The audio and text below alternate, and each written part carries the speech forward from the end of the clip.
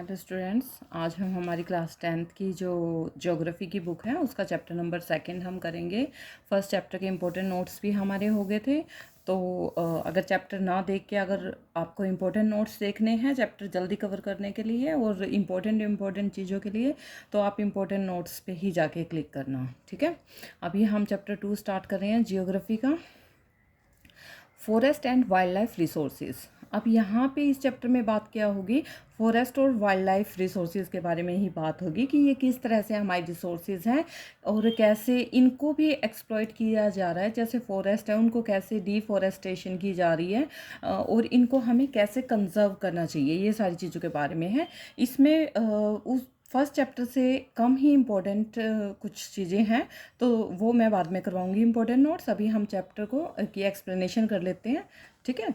तो forest and wildlife resources ना, my lord, you are the creator of music in the world of lectures of Nath, my lord, let me dedicate myself to you. Let me gather your music from the springs, the rivers, the mountains, the forests, the insects, and the animals. Let me gather your music from the sweet breeze and offer it to you. मतलब यहाँ पे Lord को जो creator का music है वो offer करने की बात की गई है कि जो स्प्रिंग सीज़न में हवा चलती है, ठीक है, रिवर्स की आवाज़ जो होती है उसको भी म्यूज़िक बोला गया है, माउंटेन्स को भी म्यूज़िक बोला गया है, ठीक है। क्योंकि माउंटेन्स में क्या होता है, कहीं झरनों की आवाज़ आ रही है, कहीं पत्तों के हिलने की आवाज़ आ रही है, कहीं वाइल्ड लाइफ जो एनिमल्स हैं, कहीं बर्ड्स बहुत सारी अलग अलग स्पीसीज़ हैं उनकी आवाज़ आ रही है, तो वहाँ पे माउंटेन्स में भी म्यूज़िक होता है, फॉरेस्ट में भी अलग म्यूज़िक होता है। इंसेक्ट्स का अपना, जैसे रात को आप करोगे झिंगुर बोलते हैं जो नाइटिंगेल जो होते हैं उनकी भी आवाज़ आती है, ठीक है। और अलग अलग एनिमल्स की भी आवाज़ उसमें मिक्सअप होके एक म्यूज़िक बनाती है, ठीक है। तो यहाँ पे ये बात की गई है। अब हम देखते हैं source लेपिका folk song from northern part of West Bengal.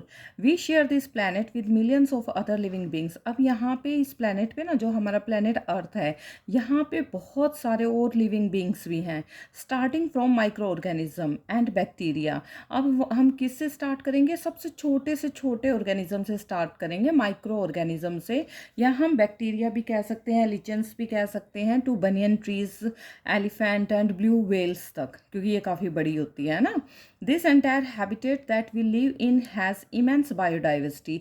अब इस पूरी की पूरी हैबिटेट में बायोडाइवर्सिटी है। बायोडाइवर्सिटी क्या होती है, जहाँ पर लिविंग बींग्स की, ठीक है, डाइवर्सिटी होती है, बहुत ज़्यादा उनके अंदर डिफरेंस होता है, उनकी विभिन्नताएं जिसको हम कहते हैं हिंदी में, ठीक है, लिविंग बींग्स की विभिन्नताएं। We humans, along with all living organisms, form a complex web of ecological system in which we are only a part and very much dependent on this system for our own existence. अब यहाँ पे जो हम human है ना, ये और living organism के साथ ही रहते हैं, है ना। ऐसा तो नहीं है कि हम ही ह्यूमन जो हैं वही लिविंग ऑर्गेनिज्म है, और भी बहुत सारे लिविंग ऑर्गेनिज्म हैं और वो हमारे ऊपर डिपेंडेंट है और हम उनके ऊपर डिपेंडेंट है। तो ये सारे मिलकर ना कॉम्प्लेक्स वेब बनाते हैं इकोलॉजिकल सिस्टम का, ठीक है, जिसमें कि जो ह्यूमन बीइंग है वो भी एक पार्ट है, और ये जो अदर लिविंग ऑर्गेनिज्म है ना वो भी इसका एक पार्ट है इस इकोलॉजिकल सिस्टम का, ठीक है। तो for example the plants, animals and microorganisms recreate the quality of the air we breathe. अब जो एयर है अब हम, ऐसा तो नहीं है कि हम ऑक्सीजन ले रहे हैं ऑक्सीजन ही छोड़ रहे हैं, हम ऑक्सीजन ले रहे हैं और कार्बन डाइऑक्साइड छोड़ रहे हैं। अगर और सारे ऑर्गेनिज्म भी ऐसा ही करें तो क्या हो जाएगा, ऑक्सीजन की जो क्वांटिटी है वो कम हो जाएगी और कार्बन डाइऑक्साइड की ज़्यादा हो जाएगी। तो कुछ ऐसे जैसे प्लांट्स हैं वो क्या करते हैं, ऑक्सीजन को छोड़ते हैं और कार्बन डाइऑक्साइड लेते हैं, जिससे जो इकोलॉजिकल सिस्टम है वो मेंटेन रहता है, बैलेंस रहता है, ठीक है। तो for example the plants, animals and microorganisms recreate the quality of the air we breathe, the water we drink and the soil that produces our food without which we can not survive. तो इन सब को ना recreate किया जाता है, कुछ ऐसे ऑर्गेनिज्म भी होते हैं जो इनको रिक्रिएट कर देते हैं, ठीक है। तो forest play a key role in the ecological system as these are also the primary producers on which all other living beings depend. अब हम जो हैं या और कोई लिविंग, किसी भी लिविंग बींग की आप बात करोगे, अब हमें क्या है, कपड़ा चाहिए, वो किससे बनता है, प्लांट से बनता है। हमें खाना चाहिए, वो किससे बनता है, वो भी हमें प्लांट से मिलता है। हमें शेल्टर चाहिए, वो किससे बनता है, वो भी प्लांट से। मतलब हमारी जो जितने भी लिविंग बींग है ना, उनकी जो लाइफ है वो सबसे ज़्यादा किसके ऊपर डिपेंड करती है, फॉरेस्ट के ऊपर डिपेंड करती है। ठीक है, तो ये प्राइमरी की है, key role in the ecological system की। बायोडाइवर्सिटी, बायोडाइवर्सिटी और biological diversity is immensely rich in wildlife. सबसे ज़्यादा डाइवर्सिटी कहाँ पे होगी, वाइल्ड लाइफ में। And cultivated species diverse in form and function but closely integrated in a system through multiple network of interdependencies. अब ये जो है ना, जितने भी वाइल्ड लाइफ है या कल्टिवेटेड स्पीसीज हैं, कितने भी विभिन्नताएं, कितने भी फॉर्म हैं, ठीक है, बायोडाइवर्सिटी में कितनी भी विभिन्नताएं हैं, कितनी भी फॉर्म हैं, वो काम करते हैं और एक दूसरे के ऊपर इंटरडिपेंडेंट होते हैं। ठीक है, Flora and fauna in India. If you look around, you will be able to find that there are some animals and plants which are unique in your area. कुछ ऐसे प्लांट होंगे, एनिमल होंगे जो आपके एरिया में unique हैं। वो हो सकता है कहीं किसी और एरिया में कम हो या बिल्कुल भी ना हो। ठीक है, ऐसा भी हो सकता है। लेकिन अलग अलग स्पीसीज़, ये नहीं है कि एक जगह सारी स्पीसीज़ हैं, दूसरी जगह सारी स्पीसीज़ हैं, ऐसा नहीं होता। कुछ एरिया में कुछ एनिमल्स या प्लांट्स की स्पीसीज़ अलग होती हैं और दूसरे में अलग होती हैं। In fact, India is one of the world's richest countries in terms of its vast array of biological diversity। और सबसे ज़्यादा कहाँ पे ये जो डिफरेंस है, वो वैरायटी जो है कहाँ पे पाई जाती है, इंडिया में। This is possibly twice or thrice the number yet to be discovered. दूसरे या तीसरे नंबर पे हमारी कंट्री का नाम लिया जाता है। You have already studied in detail about the extent and variety of forest and wildlife resources in India.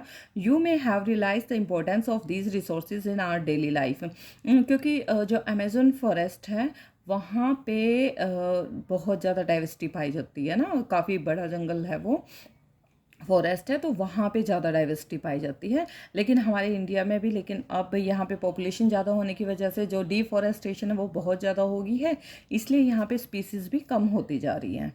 तो this diverse flora and fauna are so well integrated in our daily life.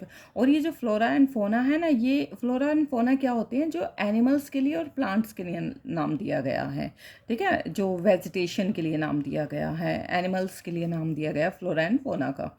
तो so well integrated in our daily life that we take these for granted, but lately they are under great stress mainly due to insensitivity to our environment। लेकिन बहुत सारी species ऐसी हैं जो environment की वजह से, इतना एनवायरनमेंट ख़राब हो चुका है हमारी कंट्री में कि बहुत सारी स्पीसीज़ हैं वो ख़त्म होती जा रही हैं। ठीक है, जैसे बर्ड्स हैं, कितनी तरह की बर्ड्स पहले होती थी, सुबह उठते ही बर्ड्स की आवाज़ आती थी, लेकिन अब क्या है, बिल्कुल ख़त्म होती जा रही हैं। ठीक है, तो बहुत सारी जो स्पीसीज़ हैं वो स्ट्रेस में हैं। Conservation of forest and wild life in India. अब इन फॉरेस्ट और वाइल्ड लाइफ की कंजर्वेशन कैसे है इंडिया में। Conservation in the background of rapid decline in wild life population and forestry has become essential. अब इन सब की ना कंजर्वेशन करनी बहुत ज़्यादा ज़रूरी है, इनकी कम होती हुई तादाद को देख के, पॉपुलेशन को कम होता हुआ देखते हुए। But why do we need to conserve our forest and wildlife. लेकिन हमें इनको कंजर्व करने की क्यों जरूरत है। Conservation preserves the ecological diversity and our life support system, water, air and soil. अब हमने यहाँ पे पढ़ा था कि ये जो हमारा वाटर, एयर और सॉइल है, ये हमारे इकोलॉजिकल बैलेंस बनाता है। ठीक है, हमारी जो ये पूरा सिस्टम है, बायोलॉजिकल डाइवर्सिटी का पूरा जो सिस्टम है, इकोलॉजिकल सिस्टम है, उसको बैलेंस करती हैं ये सारी चीज़ें मिलके। तो इसलिए हमें कंजर्व करने की इन सब चीज़ों को बहुत ज़्यादा ज़रूरत है। It also preserves the genetic diversity of plants and animals for better growth of species and breeding. अब कुछ एनिमल्स ऐसे हैं वो एक सिर्फ एक ही तरह की जो वेजिटेशन है वो खाते हैं या प्लांट्स खाते हैं। कुछ ऐसे हैं वो दूसरी तरह की वेजिटेशन में ही अच्छी तरह रह सकते हैं या फिर नहीं तो मर जाएंगे वो। तो ये इकोलॉजिकल बैलेंस बनाने के लिए प्लांट्स और एनिमल्स का, तो हमें इनको ना हर चीज़ को, फॉरेस्ट को भी प्रिजर्व करने की ज़रूरत है और प्लांट्स एनिमल्स को भी प्रिजर्व करने की ज़रूरत है। For example, in agriculture we are still dependent on traditional crop varieties. अब इसके लिए हमें ट्रेडिशनल क्रॉप वैरायटी है, अभी भी हम उसके ऊपर डिपेंड हैं। Fisheries too are heavily dependent on the maintenance of aquatic biodiversity. अब जो फिशरीज़ हैं वो वहाँ पे तो एक्वेटिक बायोडाइवर्सिटी है, वो तो हमें फिर ऐसा तो नहीं है कि हम कुछ और करने लग जाएं। अब फ़िश है तो वो तो फ़िश ही रहेगी ना, और उसको अपनी ही तरह है कि जो उसका फूड है या वेजिटेशन है या फिर जहाँ वो रहती है, कहाँ सी में रहती हैं या फिर हम पॉन्ड में भी इनको जो है पालते हैं, तो उनके लिए अलग ही तरह की है। तो वहाँ पे एक्वेटिक बायोडाइवर्सिटी का होना बहुत ज़्यादा ज़रूरत है, और उन उस इसलिए उसको कंजर्व करना भी हमें पड़ेगा। In the 1960s and 1970s, conservationists demand a national wildlife protection program. अब इसके लिए कुछ जो कंजर्वेशनिस्ट थे ना, उन्होंने कहा कि एक प्रोग्राम चलाया इनकी नेशनल वाइल्ड लाइफ की प्रोटेक्शन के लिए 1960s में और 1970s में। द इंडियन वाइल्ड लाइफ, अब जो इंडियन वाइल्ड लाइफ प्रोटेक्शन है उसमें क्या है, एक्ट वॉज इम्प्लीमेंट। अब उसको 1960 से 1960 से 1970s, और वो इम्प्लीमेंट कब हुआ, 1972 में इम्प्लीमेंट हुआ। लेकिन कैसे, with various provision for protecting habitats, और भी उसमें बहुत सारे प्रोविज़न जो है ऐड किए गए। And all India list of protected species also was published, और बहुत सारी और भी स्पीसीज़ जो हैं जिनको प्रोटेक्ट किया जाना है वो भी उसमें पब्लिश की गई, मतलब लिस्ट बनाई गई उनकी।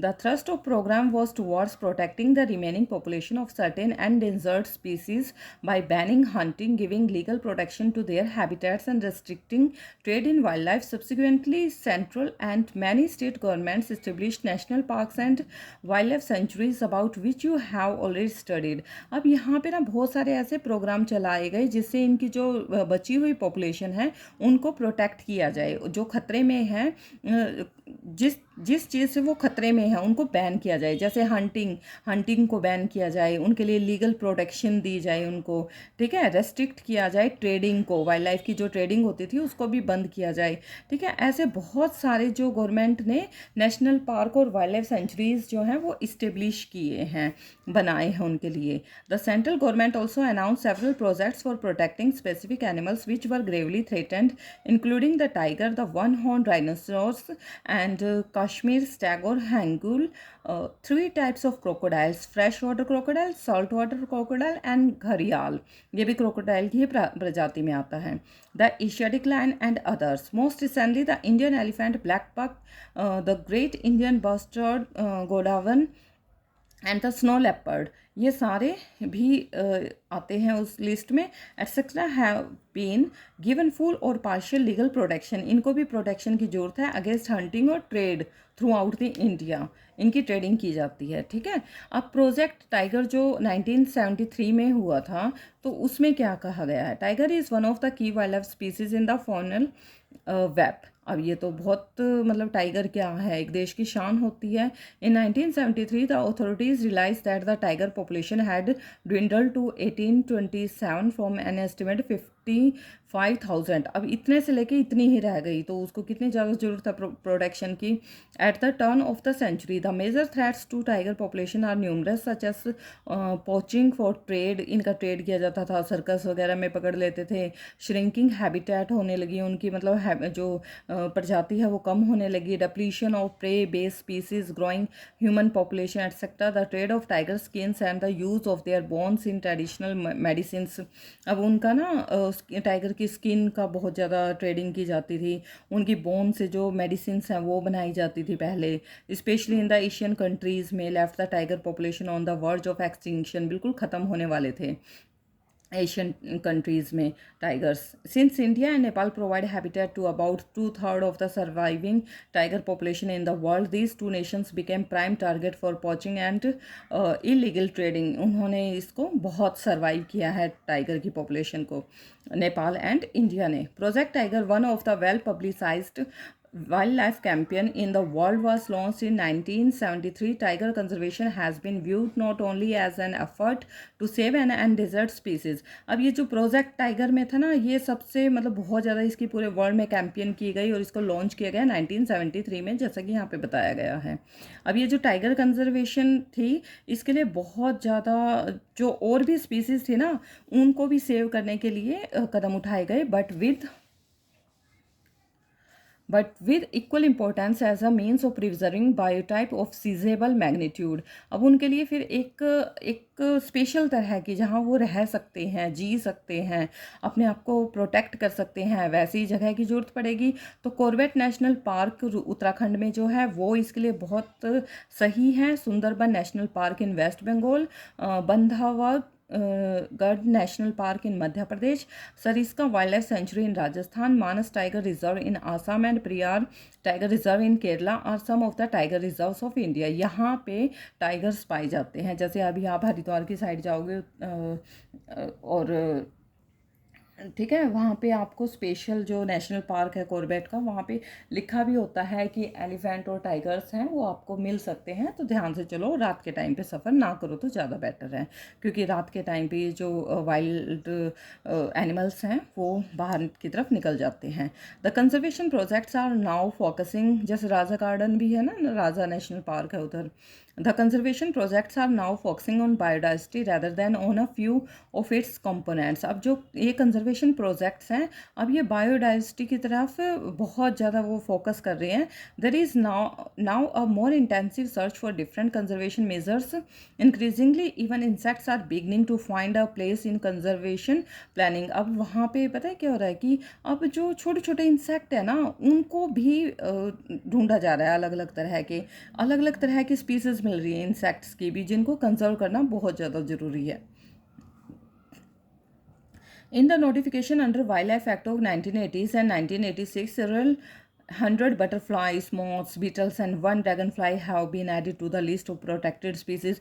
इनको भी अब इस लिस्ट में डाला गया है। In 1991 for the first time plants were also added to the list, starting with 6 species के साथ वो स्टार्ट हुआ था पहली बार जब प्लांट्स की कंजर्वेशन के लिए जब उन्होंने लिस्ट बनाई थी तो 6 स्पीसीज़ थी, और अब तो बहुत सारी हंड्रेड्स ऑफ, सिर्फ बटरफ्लाई और मॉथ्स वगैरह की बहुत सारी hundreds of 700 you can say कि सेवरल हंड्रेड्स जो स्पीसीज़ हैं इनकी उस लिस्ट में डल गई हैं।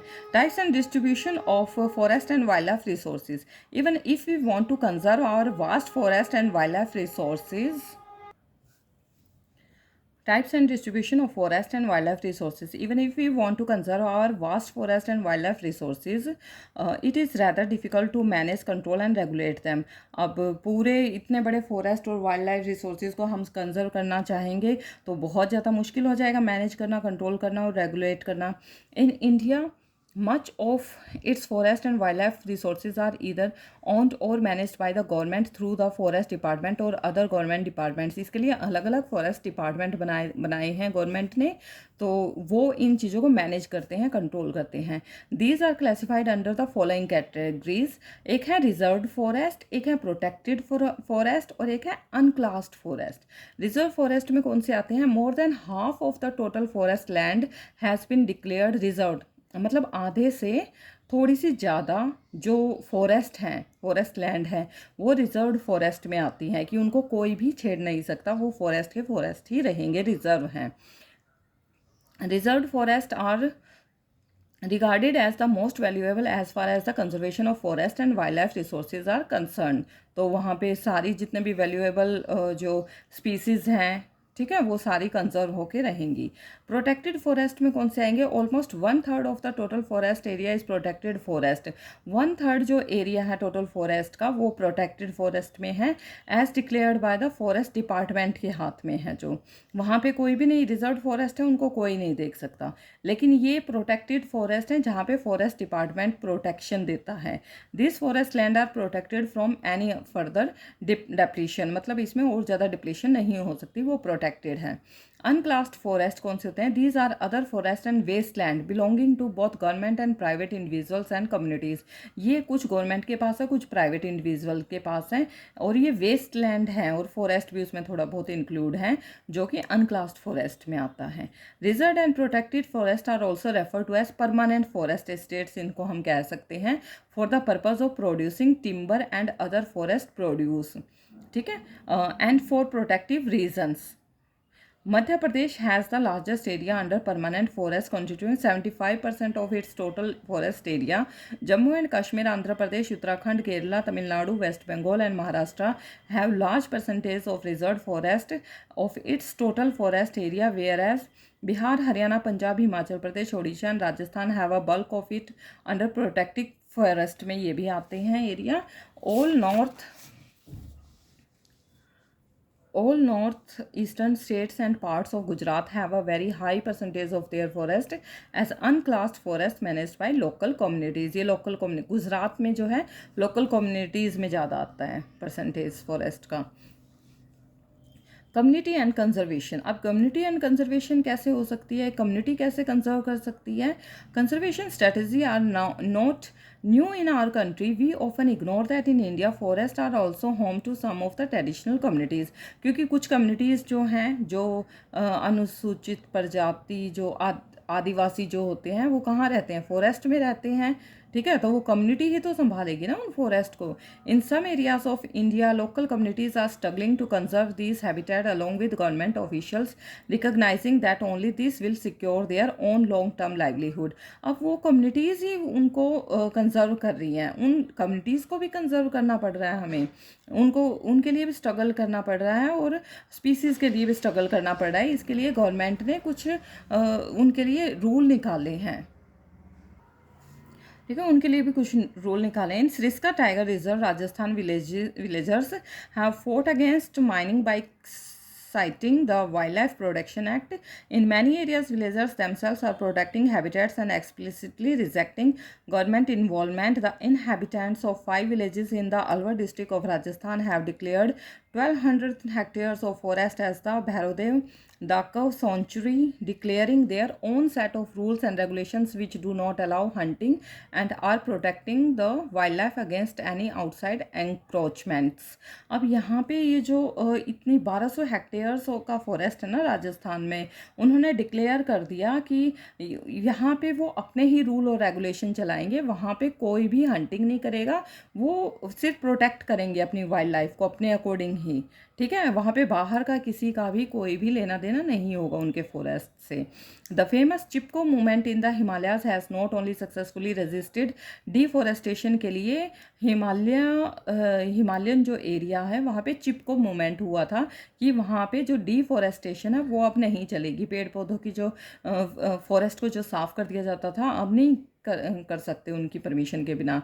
इन several areas but also shown that community afforestation with indigenous species can be enormously successful रहा। Attempts to revive the traditional conservation methods और developing new methods of ecological farming are now widespread. Farmers and citizens groups like the Bees Bachao Andolan in Tihri and Navdanya have shown that adequate levels of diversified crop production without the use of synthetic chemicals are possible and economically viable. अब वहाँ पे ना ये बीज बचाओ आंदोलन और नवदान्या वगैरह के ना कुछ उन्होंने अपने कुछ मेथड उन्होंने किए हैं कि हम जो उनकी जो फार्मिंग है वो अच्छी हो सके।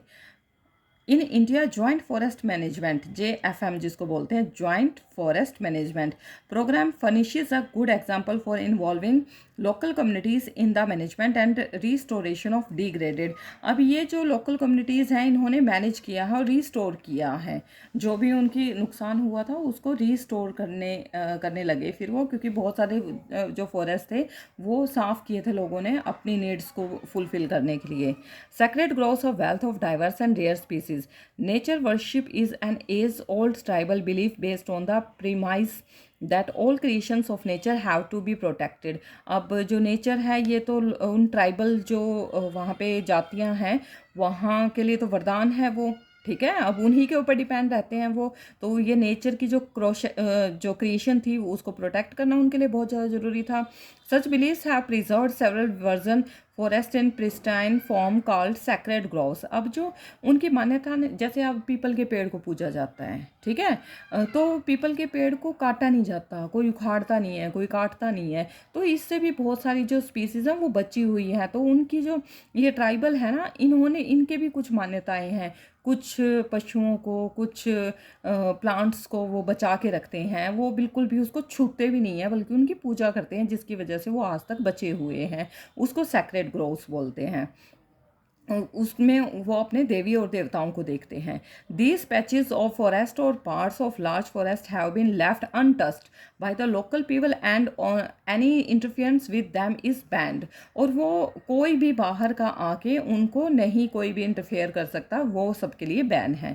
Certain societies reserve a particular tree which they have preserve from time immemorial. The Mundas and the Sainthal of छोटा नागपुर रीजन वर्शिप महुआ, जिसको कहते हैं बेशिया लैटिफोलिया, जो हमारा इंग्लिश में नाम है उसका, जिसको महुआ कहते हैं, वहाँ पे इसकी पूजा की जाती है। And Kadamba Anthocephalus cadamba tree जो है उसकी भी। And the tribals of Odisha and Bihar worship the tamarindus indica and mango. ये इन ट्री की वहाँ पे पूजा की जाती है। ड्यूरिंग वेडिंग्स में इनकी पत्तियों की जरूरत होती है, ठीक है। To many of us peepal and banyan trees को भी हम पवित्र मानते हैं, इनको भी नहीं ना काटते ना उखाड़ के फेंकते। Indian society comprises several cultures each with its own set of traditional methods of conserving nature and its creation. Sacred qualities are often ascribed to springs, mountain peaks, plants and animals which are closely protected। बहुत सारी, जैसे अब हम अमरनाथ पे जाते हैं, उन peaks को हम नहीं छेड़ते, उसको नहीं तोड़ सकते। या अमरनाथ जाएंगे, कैलाश पर्वत जाएंगे, तो हम वहाँ की माउंटेन्स को भी हाथ नहीं लगाते, वो भी प्रोटेक्टेड हैं। You will find troops of macaques of langurs around many temples. वहाँ पे बंदर जो हैं, लंगूर जो हैं, वो ऐसे ही घूमते रहते हैं, उनको भी हम कुछ नहीं कहते। They are fed daily and treated as a part of temple devotees. In and around Bishnoi villages in Rajasthan, herds of blackbuck, nilgai and peacocks can be seen as an integral part of the community and nobody harms them. कोई भी उनको हानि नहीं पहुँचाता।